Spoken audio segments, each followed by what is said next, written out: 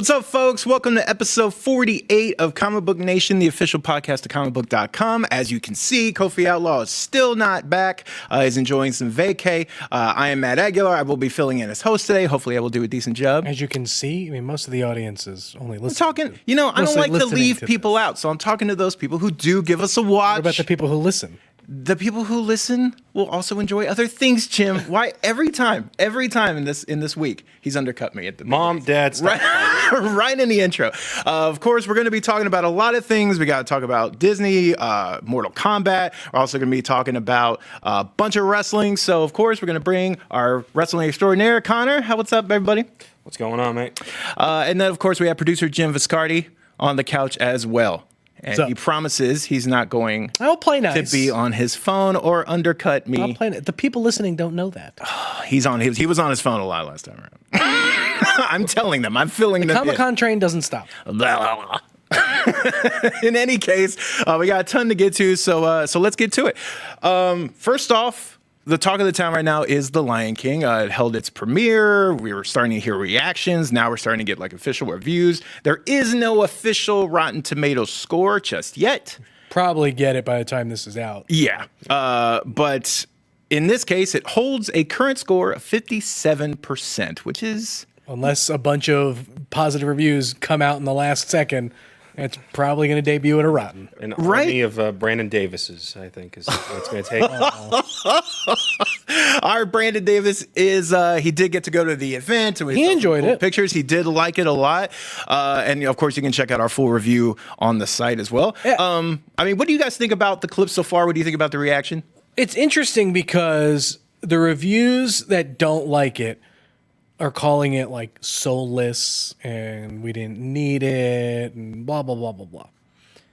I don't necessarily know if I buy that as a criticism for the movie. The soulless part, or just we don't need it. It looks soulless. Is it a documentary? Is it an animated movie? Who gives a flying S? It's a movie. Yeah. That looks great. Yeah. It's got a stacked cast. I'm still excited for it. The negative reviews still have me excited for the movie because even reading those reviews, none of them have given me have set off a red alarm. Yeah, they haven't given me a red alarm to not go see it. Fair. It's well, do you like seeing realistic animals? Yeah, I don't mind. Do you like singing? Yeah, I like singing. So I'll go see it. Now, on the flip side, I've been listening to the soundtrack, and I've been a little less enthused by what I've heard, but I think I felt the same way about Aladdin, listening to the soundtrack first, but then when I went to go see the movie, it worked better for me. Yeah. And so I have a feeling it will feel the same way for Lion King. I definitely have thoughts, but I want to hear what your opinion. Based on the reviews, it sounds like if you went in with the opinion that this movie didn't need to be made, it's just a tech demo, it's just an echo of a superior movie from 25 years ago, it sounds like this isn't going to win those people over. No. But if you're going with an open mind, you might have a better time with it. And I'm not quite sure which category I fit. I was going to ask, are you a fan of the original? Keep in mind my age. I was born in 93. So this is one of my first film memories, period, is this movie. This movie has stuck with me and is a staple of my childhood with the original. 93. I know. Brandon's right there with you, I believe, because I think even in his review, he was born in the... He says this is the first Disney proper animated movie that he just remembers loving. So Aladdin also, but it was such a cornerstone of my life growing up, from the first 5 years of my life. So if this does that justice, I think I'll be fine. But I'm hearing other things like the songs aren't great. The facial animation for a lot of the characters, particularly the lions, is really stilted. Well, it's a hard line for them to walk, right? Do you want to have it look as realistic as possible, but have them have cartoony mouth movements, or have them have somewhat realistic looking mouth movements? And I get it. But the thing too, the animated movie does a bunch of things that you can't do in Favreau's version, right? You can't have Timon wearing a grass skirt, or true, moments like that. Those are great comedically timed moments that bring a bit more flair and a bit of whimsical magic, Disney magic to the film that you can't do in Favreau's version. But at the same time, I don't know if But that's the problem, though, right? Because is it a problem? It depends on okay, when you said, I don't have a problem with a very accurate looking like National Geographic movie, or a problem with like these things being remade. I think those are like two separate things. Like those have been the two most lobbied complaints. I think those are two separate things. I don't mind something looking realistic. In fact, I like it looking realistic, if as close to that as you can get.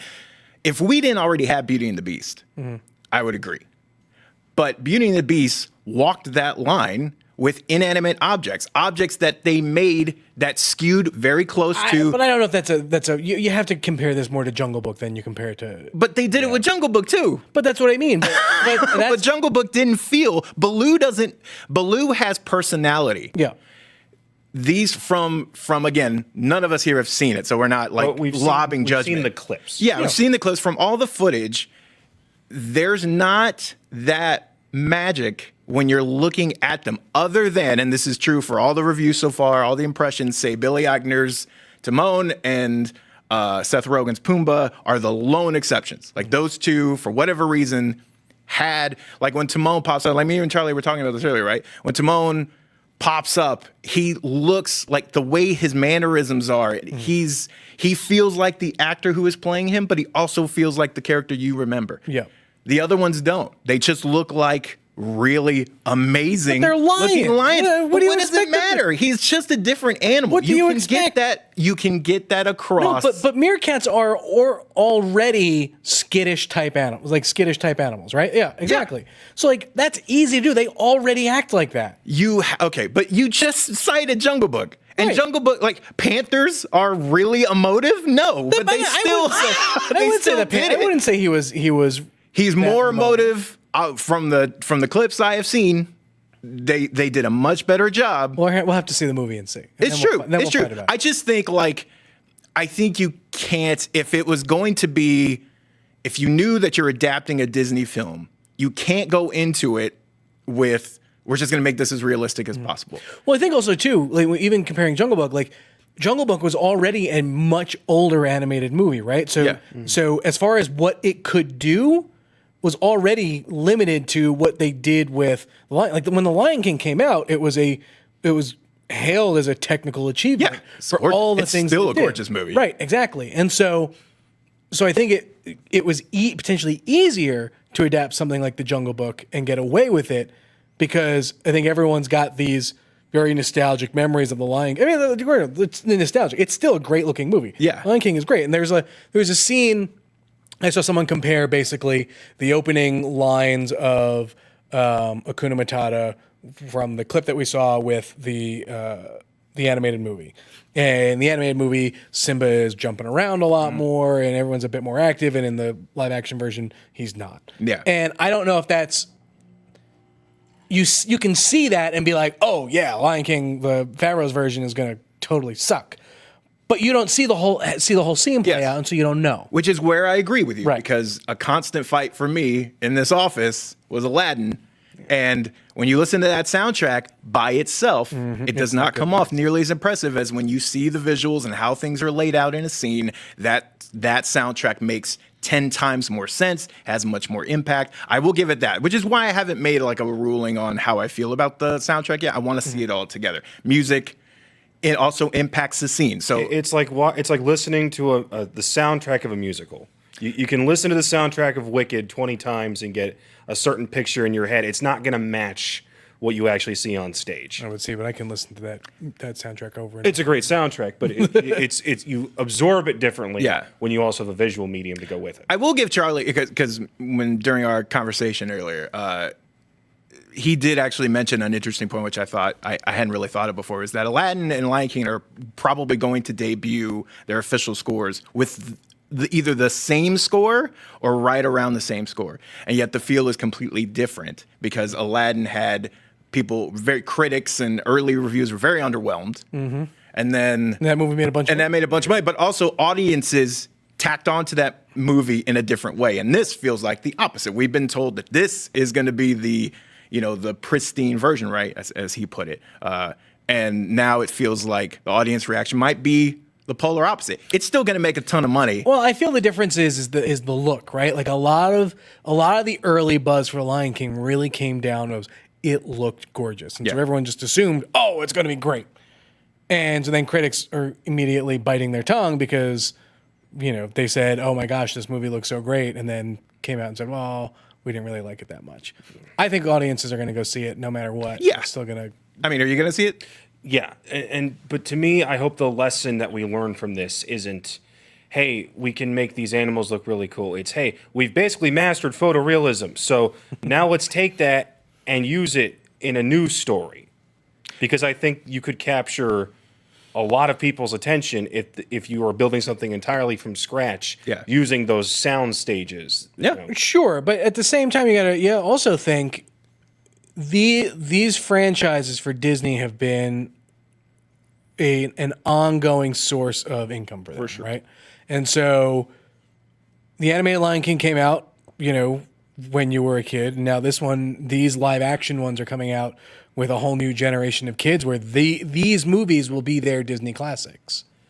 And they won't care about the animated versions. I'm not sure, but but they won't revere them as much as I would say seeing these for the first time and attaching to these versions in that way, building a next generation of merchandise lines and all that other crazy crap that goes along with. For sure, but you also have to think about it in the long game. If this is the adaptation of the original, in the next generation, is it going to be an adaptation of an adaptation? Or are you going to have to finally start making up? I mean, the cynic in me says eventually, yes, they will have more technology at their disposal and they'll remake these as they did. Now, they should leave a gap. They will finally have trained lines. We'll have animorphs just turning people right? into Yeah, it'll be real animals in the thing, right? And that's other people's thing is that this is not truly live action, even though whatever. I'm still holding out hope that I will get an Oliver and Company and a Great Mouse Detective live action remake for me. Well, Billy Joel's still alive. So, yeah, right. You gotta hurry up. So that's not the only cool movie that got some news today. We also learned that Sherlock Holmes, the third long-awaited movie, the franchise that stars Robert Downey Jr. and Jude Law as our favorite duo, that is finally moving forward. We knew it was kind of in development, but it finally got director. It's going to have Rocket Man director Dexter Fletcher attached. Downey is returning. Law is expected to return. That has not been confirmed. It's been a while since that franchise had its sequel. Both of those movies did really well. From everything that surrounds us, it always seems like it was a scheduling thing more than anything. I mean, Downey's been, of course, well known. He's been quite busy making $75 million on the back end of Endgame. But yeah, so how do we feel? Are you still excited for this? Are you excited about this pairing? How do you feel about that franchise? For me, that franchise is a success because of its total package. And that total package includes Guy Ritchie. And I think a lot of the visual identity for that movie was all, built around Guy Ritchie's style. And so I'm cautiously optimistic. Like, I think Danny Jr. and Jude Law are great as those characters, and that world is, this version of that world is a ton of fun. I saw Rocket Man. I loved it. I thought it was great. But to me, I really wanted to get another Sherlock Holmes with Guy Ritchie at the helm. I know Guy Ritchie has had not the greatest track record. He's very hit or miss. Yeah, especially lately. But this franchise, though, feels perfect for him. Like, well, that's why the first two were. Well, that's right? That's exactly. The first one was so groundbreaking for him in his style that the second one grew upon that, and I would love to see him take the stuff from 1 and 2 and continue that even further in 3. But I guess we won't. So, you a big fan? See, for me, these two were coming out at the same time as the Sherlock series. Okay. With Benedict Cumberbatch was really taking off. So comparing the two, I always preferred the show. Yeah, as opposed to the movies, they were different takes on the source material. It was, and then in there you had Elementary too. It was. They were different interpretations of Sherlock. And not just from that one's modern day, one's taking place when the original stories were written. The way that the character was portrayed, Downey's portrayal was much more grimy. He was calculating, but he was also willing to get his hands dirty. Cumberbatch's character wouldn't do that. He'd very aloof. monologue for 20 minutes. Yeah. While it was entertaining, it kind of lost its way towards the end of that series. Yeah. I'm kind of with Jim. It's, Guy Ritchie kind of defined this version of London that these two were running in. He was the underground crime syndicates that you're running into. Moriarty. Yeah. The waterfall scene. It's just about like the action and just all of that. Yeah. And just like the way Sherlock sees things and like calculates like left hook, hit the lung because he's a smoker. love Like those scenes are great, and that is completely a Ritchie creation. And it's if you lose him, you might lose that, or it might just be an imitation. I was gonna say it more than likely will still be there because Right. that is kind of intrinsic to the DNA of this series. But I agree. I mean, at first, when you say that name and you go, "Oh, a Rocket Man director," and I'm like, "Okay, well, that's an interesting fit." I'm not going to write it off because we've seen this before where someone else comes in and they do a great job and they put their own little spin on it. But I agree. If there was a series that Ritchie is just like perfect for, I am bummed that he is not a part of this. And they didn't say why either. I mean, I imagine it's probably scheduling stuff. I wouldn't see why he wouldn't want to do another one. could be a money thing too. Yeah, I guess if they don't want to. The other thing I'm curious about is, and this is with every adaptation of Sherlock, you run into this. It's how loyal do you say to the original short stories? Do you have him encounter the same kind of mysteries, the same villains? Obviously, in the second one, you dove headfirst into his encounters with Moriarty, his death, and somewhat resurrection. Yeah. Where do you go with the third one, or do you make a completely new story whole cloth? I'm waiting to put judgment on this. There's a bunch of short stories that sure. you could kind of really go anywhere with it. But again, it's one of those things where not having Guy Ritchie, like where does the narrative that has been built over the two, where does it go? What was the story that, if Guy Ritchie could have had the third, where would he would have taken it versus, where's Because he wanted to do a third movie. Like, this has been forever now that we've just seen, like, oh, well, this person can't make it, so we're not doing it. And finally, I guess they got tired of it. But like they kept hinting that the second one was like, we're going to make World War I happen, and it's going to happen. And by the end, he goes, this will happen no matter what. Someone else is going to, kill the Archduke if I don't. And history shows that it would. So is the third one World War I happening, or is it Sherlock trying to stop it again? I was curious what he had. I mean, either way, I'm very excited to see where this goes because I like the series. But again, I'm also like a shill for Sherlock Holmes. Like, I will pretty much give it a shot, regardless of what it is. Yeah. It's very much like Robin Hood for me. I'll at least give it a shot. Doesn't mean I'll love it, but I'll at least give it a shot. That's not the only movie news though we got. Kind of move some stuff around here. So the Mortal Kombat movie got its Sub-Zero. So we've heard a lot about Mortal Kombat kind of brought back to life. This is a completely different take, but it's also been kind of compared to in like feel and vibe. They've referred to that original Mortal Kombat movie a lot. So kind of interested to see what this is. We got the Raid actor Joe Taslim as Sub-Zero. What's crazy to me about this is that this is the only character they have actually cast. So to start with Sub-Zero, to me, I mean, you could just say, well, that just worked out. They found that person and they got that deal together. But to me, that could also suggest that, that character is priority for them. Yeah. Maybe this story kind of revolves more around him and I imagine his Scorpion, rivalry. So in previous movies, sometimes did and did not. So are you excited by this news? Do you think this is a good fit? Yeah, I mean, I'm tired of the stories that center around, Raiden, Johnny Cage, and all, like and every the more human-ish army characters. Like, lean into the supernatural side of Mortal Kombat, and that's a movie I'm totally interested in. You got somebody from the Raid as your first casting, and he's playing one of the ninjas. So I'm saying if we're going to go nuts with this in terms of the martial arts aspect, let's go all the way with it. Let's get the main guy from the Raid. I got his name pronunciation right here because it's hard. Iko Uwais. Very nice. I saw that in the thing and I was like, I'm not pronouncing that. Get him as Scorpion. And make that. Then you've got two of the guys from the raid. Guys, if you've never seen the raid, it's holy crap. Yeah. The fighting style they use is, if you ever seen John Wick 3, it's when he's fighting the two guys in the big glass room. Yeah. It's that fighting style. And that movie is 90 minutes of that. Now imagine if we put that in Mortal Kombat, where we've got people ripping out spines and skulls and hearts. Yeah. And someone yelling fatality from off screen. Like, let's go crazy with this thing. I do really want them to lean into that, to lean into fatalities, to lean into like not just doing them. I want it to be more. them. I want it to be more focused on like a tournament style thing, rather than the weird story stuff that we've been getting in the last. The Mortals versus taking over the. If we're getting a movie that's based off of the last couple of games, like as far as the story mode goes, I'm out. Really? I'm out. No time travel. What? No, I'm totally out. Okay. See, I've enjoyed those a lot, but again, I've enjoyed those because there is a ongoing story.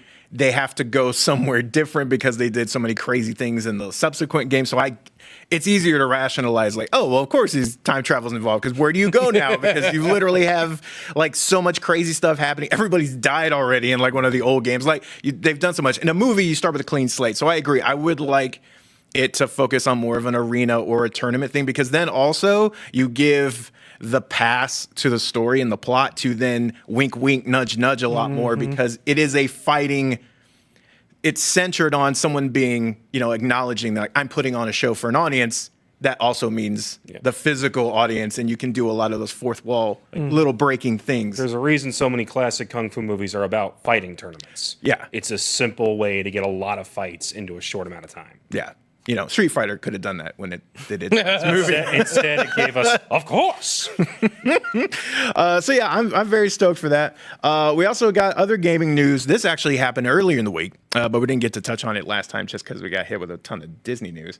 The Nintendo Switch Nintendo finally revealed the long-awaited and kind of expected redesign of the Switch. Switch has been like, I wouldn't necessarily go like Wii phenomenon, because that was such a different kind of thing. But like Wii was close. like a crash and bust. Yeah, this is like a real legit, like Nintendo's kind of comeback, and they're, while I will say sales like it's kind of a different, comparing them to like PlayStation or Xbox is a little bit different, but like they're leading the pack in a lot of really interesting ways. So they came out with the Nintendo Switch Lite. They announced it. It's going to be $199. It is taking some of the kind of what some would consider core features of the Nintendo Switch. It's basically like if a 3DS and a Switch had a baby. Yeah. So it's the Vita. This is what it is. And not even a 3DS. It's a 2DS. It's a Vita. It's a Vita that people will buy. Yeah. Oh, poor Vita. Such a good system, and no one bought it. But I agree, and it's in a 2DS kind of way too, because they've essentially fused the Joy-Cons together. Like, you can't remove them.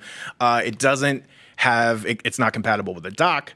You can't stream it to your TV. Yeah, which that to me is weird. I get it from an extent of that's how you lower the price. Is you take that tech out and because also you don't have to spend the extra money to make the Joy-Cons removable. Yeah. You also make the screen. The one that bothers me most is the screen smaller, because I already have a big phone. Right. So like I can game on my phone. But can your big phone play Odyssey? No. There you go. And it has a D-pad included, which is huge. Yeah. That's also great. But for me, someone who's been on the sidelines and wanted to get a Switch, but the price is just a little too steep for me to justify a second console because I already have a PlayStation. So this is kind of that thing of like, oh, all right, I might dive in there, because honestly, if you look at the way people play the Switch, it's not tied to a TV. Like, the TV is when you get the house alone one night and you're like, oh, great. Friday night, I'll play it streamed to the TV. See, it really depends on how you play. Because for me, mine's almost always docked, unless I'm traveling. Because I can't play Super Smash Brothers on the tiny screen. I can't. I can't play Breath of the Wild. I can't. I want the resolution. Okay. Now so yours is always docked. Unless I'm like on an airplane. Okay. And you? Is a bit half and half. Like Pokemon, Pokemon Let's Go, I'll play on the go. Mario Kart I can play on the go, but other than that, like Super Smash Brothers, I hate playing handheld because I just can't see anything. The screen's too small. The stages are too big. Too many characters. Jumping around. So do you feel like you two are kind of, do you feel like you're in the minority? Because a lot of people seem to just only use Probably. their Switch. I feel like an old man when I say I can't see the characters, but like at the same time, I'm like, I don't care. I honestly don't care that much. Yeah. I love the ability of having it be portable. Yeah. But I also love the opportunity to put it up on a 60-inch television. That's fair. To me, I already have a Switch, so I'm not compelled at all to get a new one. Yeah. Which totally makes sense. Yeah. And that's not who this is. To me, No. this is more aimed at people like me. People who have been on the fence, who see their friends come in here for like 1 week. I came in and was like 4 people had their Switches, and they're like, "Oh, like to be able to do local multiplayer Yeah. like that is phenomenal because their internet service is straight up the worst. yes." But to me, the real news from this is that the 3DS is alive in name only. You have moved Pokemon to the Switch. You have moved Animal Crossing to the Switch.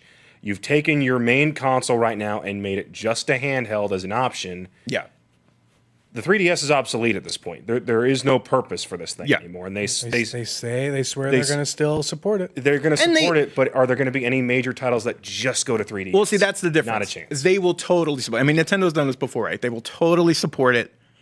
Will there be any big name titles developed strictly for it? You might get one, and it's honestly probably just because it was already in development when they kind of came up with this idea. You'll get one. You might get 2, but yes, I feel the same way. Like the Twilight is here. The for things 3DS. that print that system money have moved on. Yeah, which is okay, which is fine. Like this does everything, it doesn't do 3D, but even the people who own like original 3DSs, like they don't use the 3D. No one did.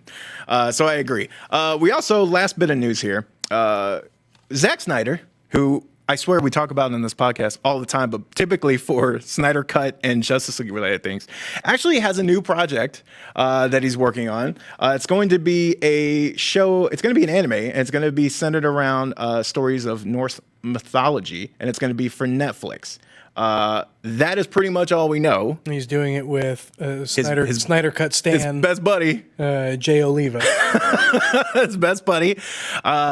Are you excited for this? Do you think this is a great avenue for Snyder? I mean, are you? Look, if we can get Snyder unleashed and Snyder doing Snyder's style and the way that he wants to do it and whatever, then I think it'll be a very pretty thing to look at. From a story standpoint, who knows? It's because Snyder's very hit or miss, I feel, on that point. But I do love Norse mythology. But Snyder's got a style. And it'll be very interesting to see that style adapted to an anime. Mm-hmm. I think it could work. I think oh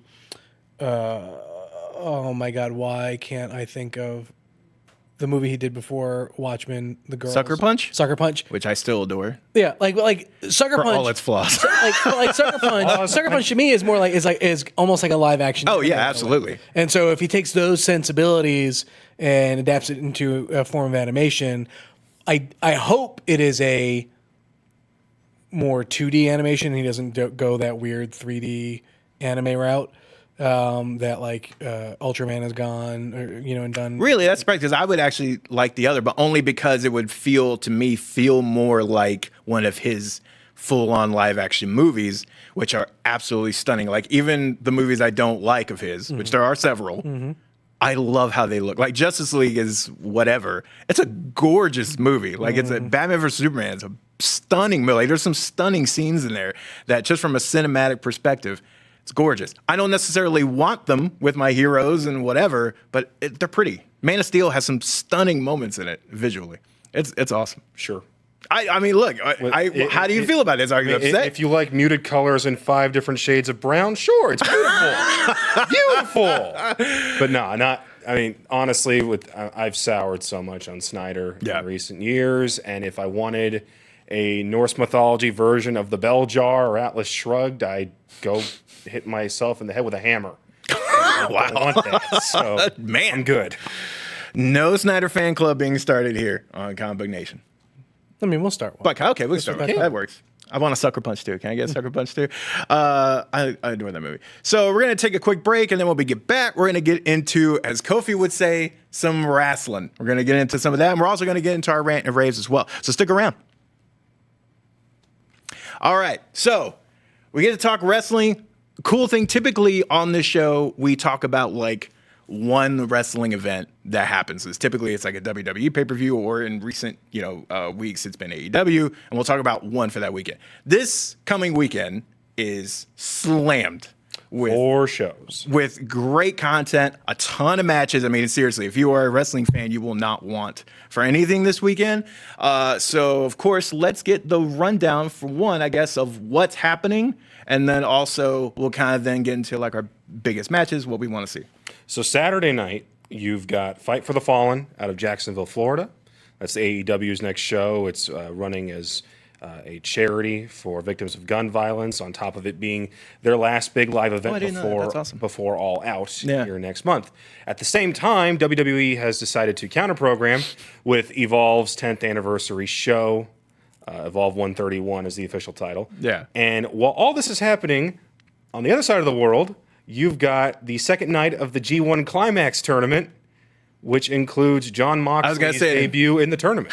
So quite a bit that night. And then the next night, you've got a 4-hour Extreme Rules pay-per-view, which your mileage may vary on that one. But quite a few matches that at least have my attention. So we have a lot to pick from, right? And it is kind of funny that like you'll see a mix of WWE stars and NXT stars at Evolve, right? And then you'll also see some AEW people pop up at G1. So if there's what match, or it can be matches, what match or matches are you looking forward to the most, regardless of program, just over this weekend?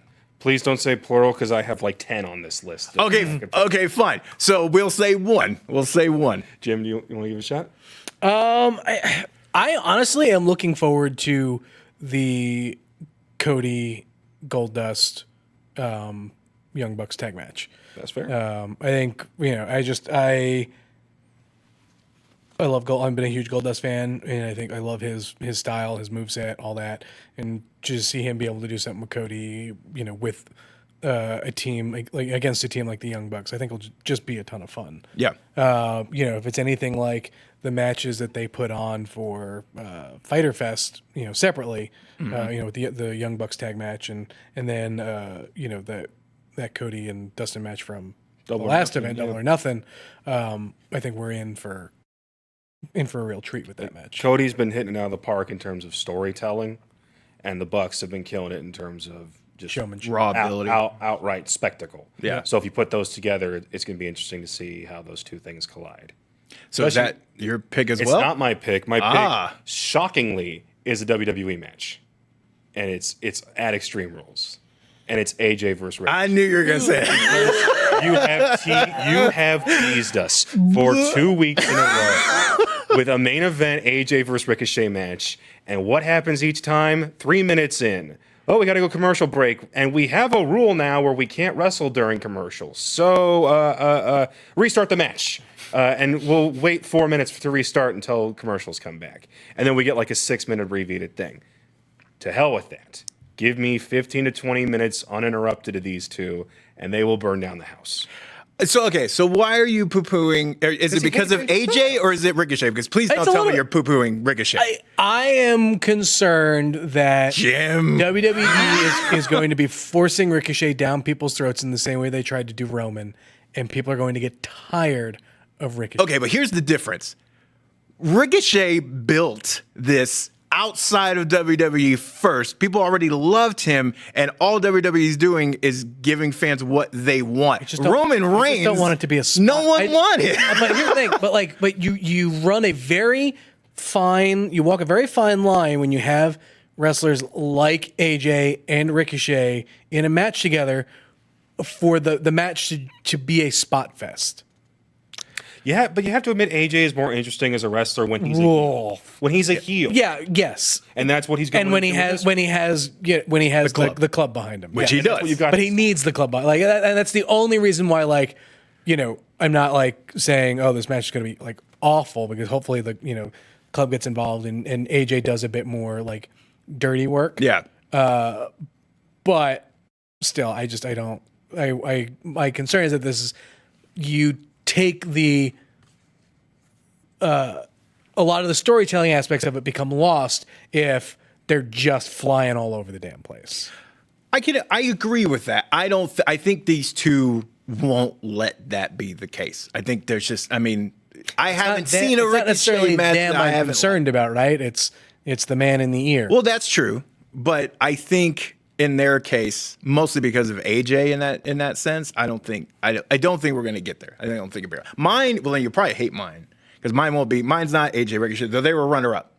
Mine is Kofi Kingston and Samoa Joe. I'm good with that because I was worried you were going to say the main event, and I was going to. Oh no, are you out of your mind? No, yes, when we're referring to the main event, we're referring to Becky Lynch, Seth Rollins, Baron Corbin, and Lacey Evans in a stand on 1 foot last. I'm not even going to try and pronounce winner take all through a table off the top of a ladder trifold match. Like that thing has so many goddamn titles. Now, don't get me wrong. I love the Becky Seth stuff. I'm buying that shirt.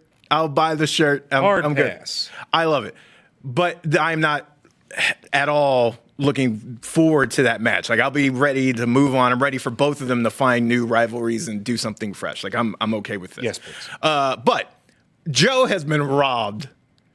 He's not going to win this though. I know, but here's the thing. I'm even okay if he doesn't win it. What I'm not okay with now. The only reason I think he might win it is because if there's any truth to the Kingston being a little nicked, he's going to take some time away. They might put the belt on him just for him to recover and then come back and get it.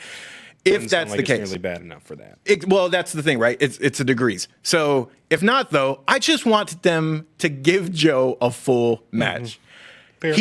He is consistently robbed. To give him a run or something. Like they always do this thing of like he's competing for a thing, and then it's some 4-minute. Someone runs in, someone gets hurt. They're starting to treat Joe like they did Bray before Bray went on a break, where they would build Bray up as a threat, and he would actively be a threat. He'd cut great promos, but he would lose and lose and lose. That is how it feels for Joe. And Joe's had a belt. Yeah. Right? And it's still the same thing. And so like that's why I'm just looking forward to just give them a full match, no stupid cutouts or whatever, and just let them, because Joe is fantastic. I think he'd do some great work against Kingston because they have opposing styles. I think it'll be really good. So that is my most look forward to match. I hope it delivers. There's no one looking forward to the potential of The Undertaker coming back as Biker Taker. So now we're going to get to my most matches are going to underdeliver. Biggest letdown. And we'll start with me. That's a perfect cue up. We'll start with me. I think The Undertaker and Roman Reigns versus Shane McMahon. Don't you mean the Graveyard Dogs? Oh, God.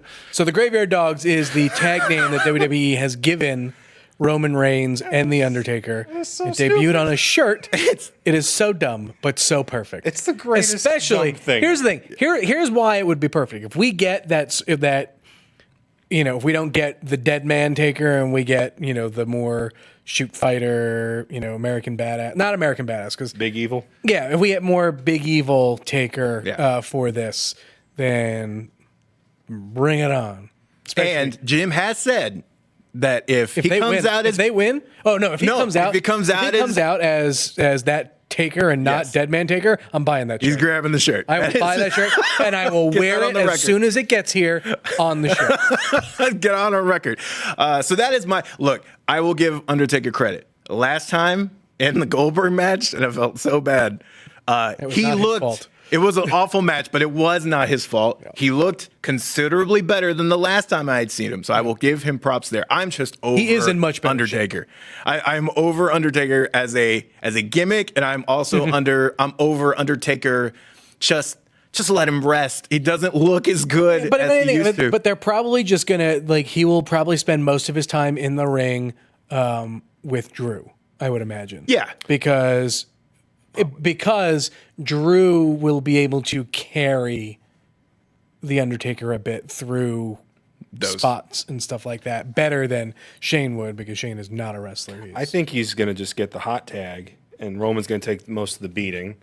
Taker's going to tombstone McMahon, and then something sets him and Drew up for down the road. So are we basically just assuming that the Undertaker is too old to do the last ride anymore? Is that On Drew, there's no way he could. Yeah. I don't know, but Shane? maybe on Shane, he hasn't done it in a very long time. Maybe that's why Shane's in the match. Maybe Shane's just like, you can lift me. You can do it. to get a last ride. Yeah, do it. You can do it. I'll take it, man. No one does a lifted jackknife powerbomb anymore in a way that the Undertaker does. And I just want to see that. I mean, look, I hope you get one. I'm not looking forward to this match. I hope it surprises me. Is that so? What's Imagine if yours? they come out on a motorcycle together? You would just be on cloud I nine. would lose. He would lose his mind. Just have matching vests with patch that say Graveyard Dogs on the back. God, so yes. bad. No. Okay. Because then that means they're going to make a toy of that, and I will totally 100%. It's all about the toys, man. So what are your matches that you think will underdeliver? I think the Kofi Joe match is going to be the one. Oh, what? For me. Over AJ Ricochet after that soliloquy you just gave? I mean, they will both I think they will both do that for me. But I'm more invested in the Kofi Joe one, and I will therefore be more upset when it inevitably doesn't deliver for me. Because here's the thing. Fair enough. There's Comic-Con's coming up. Yeah. Literally the week after this Sunday. Yeah. And there's no way they're taking the belt off I Kofi know. for that. No. They're giving us Kofi Orton at SummerSlam. I need it. I need it. I'm not looking forward to that. Can I put that on my list for SummerSlam? Just put it on there now. I need that therapeutic Orton getting kicked in the head and pinned. So which one are you not looking forward to? I'm not looking forward to the main event, but I've got a list of matches that I'd much rather see. All right. So, this gets us to our third point. Which show do you recommend people watch? We got 4 shows to pick from. What is the one? Now, 2, one doesn't really matter because it's on a separate night. So, but just if they're only going to catch But one is also going to be pay-per-view- at 2 a.m. Yeah. True. So if they're going to catch one pay-per-view this weekend, what do they catch? Catch Fight for the Fallen.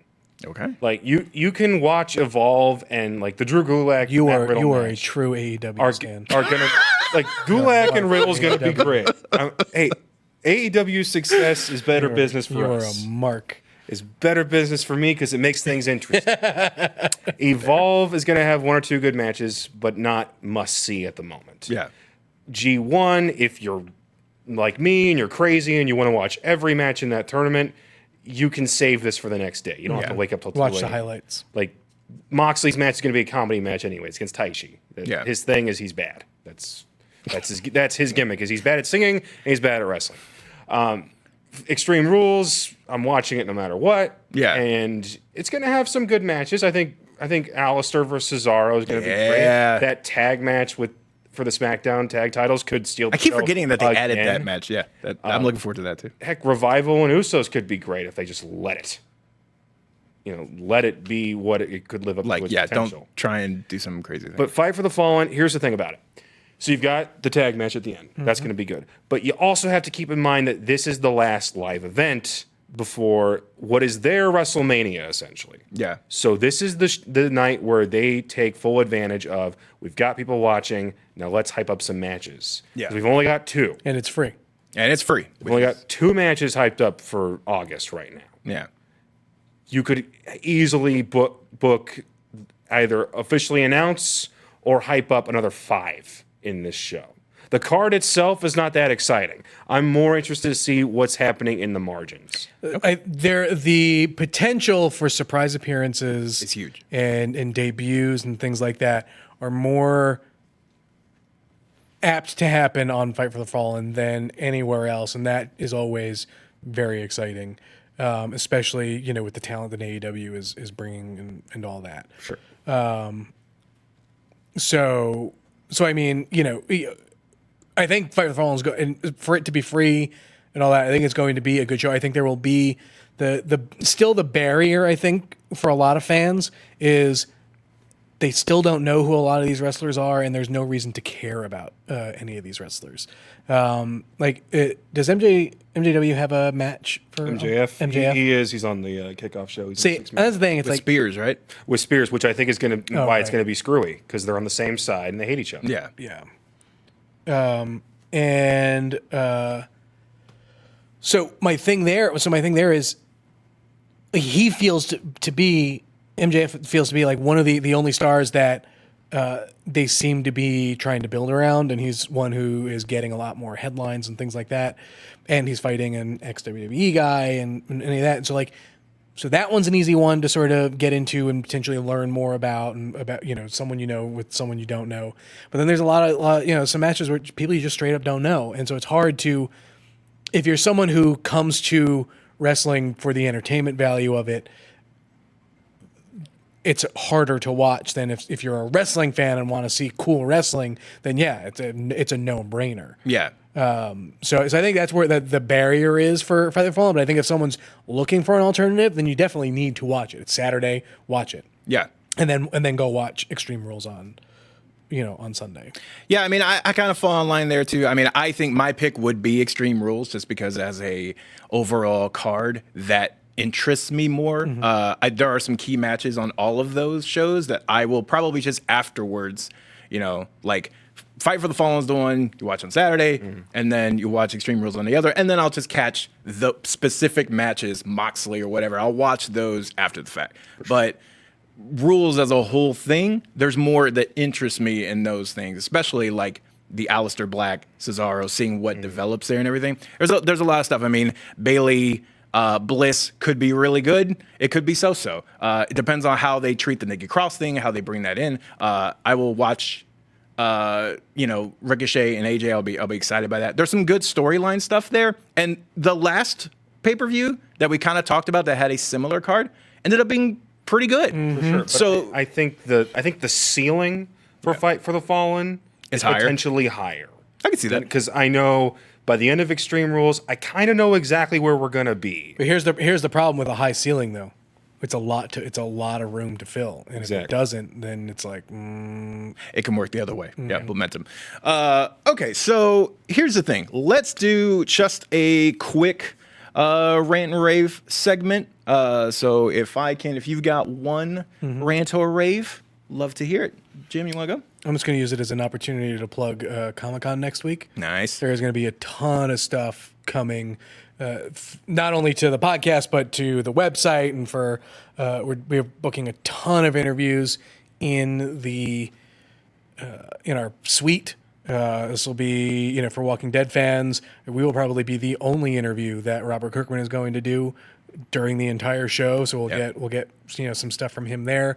We will have a bunch of folks from Doom Patrol and Titans and a bunch of stuff. Not to mention the Marvel panel. Is Marvel is back in Hall H this year. We're going to get a ton of stuff. We will be on that press line. It's going to be a lot of fun. Not to mention on the podcast side of things, we will be doing a post show basically every day during the show that will just sort of recap the news of the day and things like that. So make sure you're checking your podcast feeds because we will have a new episode basically every day that we're there from Thursday to Saturday. So Saturday shows are going to be the one that you don't want to miss because that's post Marvel Hall H. Yeah, the big one. So awesome, Connor. I've got a bit of a rant. If you saw this past weekend, WWE put up a new series called WWE Reimagined. And it was taking the hypothetical that Undertaker left the WWF in 1997, moved to WCW in 98, and feuded with Sting. Now, I show this to a few people that I know are fans of WCW, Jameson from Pop Culture being one of them. He loved it. Here's my issue with it, and there's a lapse in logic in this, and I've gone into detail about why this video really doesn't work elsewhere. But the main thing about it that frustrated me is that this was a what if that didn't think the whole thing through. Okay. If you pull out Undertaker in 97, here's what you lose. I got the list here. No Kane rivalry. No Ministry of Darkness. No feud with Austin. No tossing Mankind off the Hell in a Cell. No Biker Taker. No Big Evil. you may have gotten Biker Taker. At the tail end, though. Yeah. Because at the earliest he would have shown up as 2002. Well, right, but I think, but the biggest, I mean, what you're saying is like he wouldn't have gotten any of the big moments for the guys who have already been in WWE. Not to mention the potential for other big events that he could have had with the, the roster that WCW had. But my thing is this: the way the video approached it is that Undertaker is what he is. What he is now is one of the greatest to ever lace up a pair of boots, and arguably the greatest gimmick ever created by Vince McMahon. In 1997, he was a former world champion and just one of the top guys. Yeah. Not an all-time legend. Right. And if you moved him at that point from WWF to WCW, it is very likely that he goes the route of somebody like Bret Hart, where they don't know what to do with him. He just got lost. And in a month of him being there, he could have just been another guy in the NWO. Yeah. And completely lost in the shuffle. And we would have lost so many iconic moments with him. So to make that hypothetical work, you can't put it at that time. You gotta go later. So you don't have a problem with the overall premise. You just think I don't have that a problem. like I don't have a problem with the idea of setting him up with a match with Sting. At that time, doesn't work. At any real time in WCW, it doesn't work. He has to be there for his moments in WWF for that match to matter. It needs to be more Sting coming to WWE than it is Undertaker going to WWE. Which, by the way, when they started playing those promos for that, I was in. I saw Sting. I'm done. So these, I think, were born out of a mini series thing that they've done a bunch of like dream match type vignette, and they edit like promo. I'm talking to you, but I'm really talking to you. Yeah. Which I thought were great, and so I like the idea of this, but I think I think we get a bit more nitpicky when it's like, well, that timeline wise, because they're picking exact times and stuff. I get that. Well, that's interesting. For mine, it's just going to be a quick thing. When this comes out, you will want to take a look at the site. It might be like a difference of like an hour or two. I'm not quite sure yet how like embargoes work, but essentially, for this one, you will want to take a look at our site for the mystery project from Bat in the Sun. We've been teasing it a lot over the past week, and Power Rangers fans will definitely want to take a look at it when some stuff drops. Trying to be vague. But not vague. But yeah, you will definitely want to take a look at the Power section. We'll have a bunch of stuff about it. And all Matt and I have seen the video. I think that's safe to say. Yeah. And it's very cool. It's cool. Yeah. It's very cool. It will make an impression. Yeah. So that's mine. Real quick though, before we wrap the show, I did want to get one or two reviews in. So thank you for sending us reviews. Keep it up. When you send us reviews, we will send you some cool swag, which includes that Comic Book Nation t-shirt, which is fantastic. It's fire. So here I got, let's see. Let's do this one. 5 stars across the board by Billy the Kid 40. So perfectly executed podcast, constantly entertaining every step of the way, even on topics I don't particularly follow and or are interested in. If anything, their opinion on said topics creates interest for me, wanting to check it out, i.e. wrestling, Stranger Things, etc. Having multiple personalities on the podcast offers multiple perspectives on whatever's being covered. This allows the listeners to be more open-minded to the content rather than being stuck with their own opinion. I'm fired up that I found a podcast I can relate to in all of my nerdy ways. Can't wait to hear future content. Best of luck, Kofi, Matt, and everyone involved. So that was a great review. Well, nice review. Here we're gonna do. So I have one that there is a chance we might have read before. And if that's the case, well then I apologize. I'll stop you if it sounds familiar. All right, almost as good as Captain Marvel. Does that sound familiar? No. You also know why I'm reading it. And it has a winking emoji, so very nice. Why are you not wearing the shoes today? I know. I don't know why I didn't. It would have color coordinated with everything. Almost as good as Captain Marvel by Vitamin Steve, which is a great name as well. We've definitely read that one. We have read it? Yep. I remember the name Vitamin Steve. I got the title out. Fine. Vitamin Steve, if you haven't sent us an email already, please do, because we read I know we definitely read it. We read it twice. Has It All. You only get one shirt, though. That's true. Has It All by Dickie Mack. I listen to a lot of podcasts, and this has become my go-to for all my comic book movies and even staying up to date with WWE, even though I don't watch anymore. The banter and hosts are great and feel like friends just minutes in. Love this one. So very nice. So we will go ahead and we will read more on future shows. So if you do have reviews, just leave them for us on any of the podcast places. We hit 100. Which is pretty cool. 100 ratings. That is pretty very awesome. Cool. So we are available on Stitcher, iHeartRadio, Google Play, of course, iTunes, and then you can also say Comic Book Nation to an Alexa device, and it will pull us up there too. So make sure to send us reviews. Make sure to hit us up on Twitter. You can hit me up at Matt Aguilar CB. At Connor Casey _CB. And at Jim Viscardi. And we are here every Wednesday and Friday. So come back and join us. Peace. Later.